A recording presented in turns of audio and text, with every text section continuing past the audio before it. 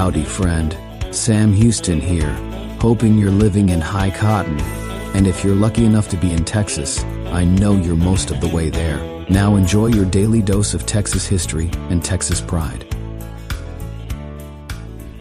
Howdy, friend. Welcome back to the Feed Bandit podcast and your Texas History Roundup for May 31st.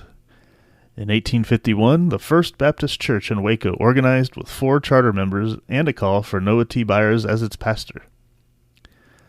In 1865, Confederate General John Bell Hood surrendered near Natchez, Mississippi.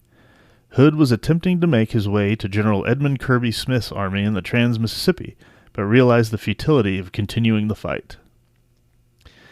In 1886, after considerable debate and planning, most Southern railroads agreed to standardize their tracks at a spacing of 4 feet 9 inches, which was the gauge used by the Pennsylvania Railroad.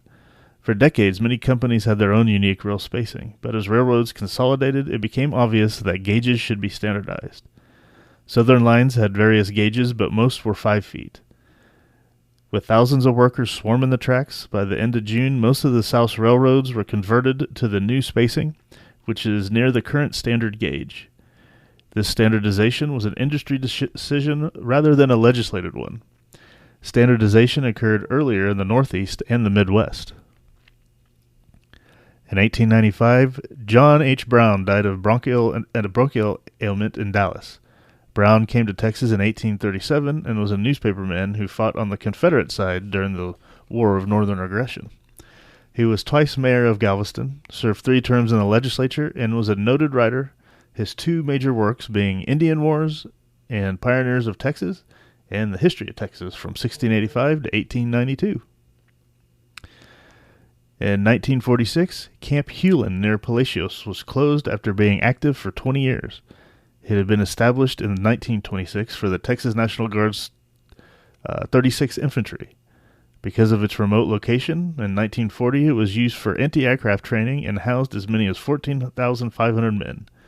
In January 1944, it became a prisoner of war camp, from which German prisoners were assigned for agricultural work in the county.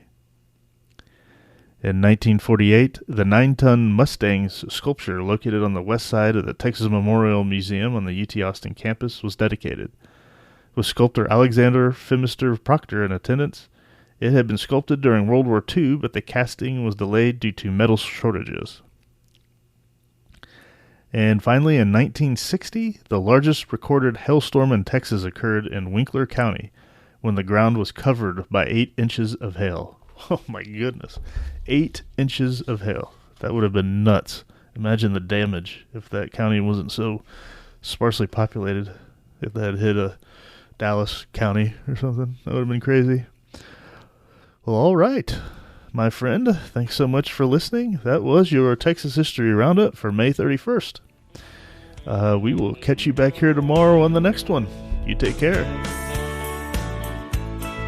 Well, there you have it. If you like our podcast, check us out at feedbandit.com. There you'll find awesome Texas First outdoors gear and apparel. Your purchase helps support the Bandits and keeps this podcast on the air, fighting for you and for Texas. Remember, preserve the tradition, protect the legacy. Until next time.